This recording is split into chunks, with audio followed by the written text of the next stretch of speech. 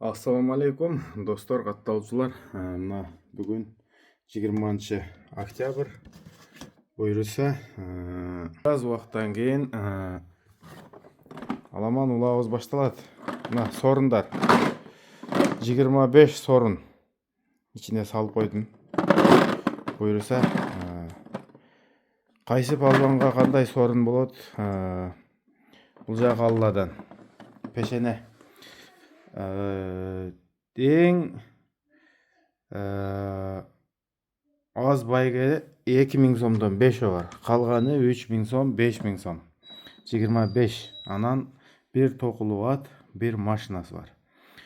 Бүгүн келе бересиздер. Обедке чейин жетишкендер жетишип калат. Күрөшү дагы болот, улагы дагы болот, достор. Буга чейин айтылган. Жумасы күнү улак экени, күрөш экени. Ошо келе бересиздер. Нуукендин Рахманжан шалкасында болот улак. Барыңыздардын ооматыңарды берсин. Ассаламу алейкум рахматуллахи ва баракатух. Өзүбүз кызматта. Кечинде Кудай буйруса улагы чыгат.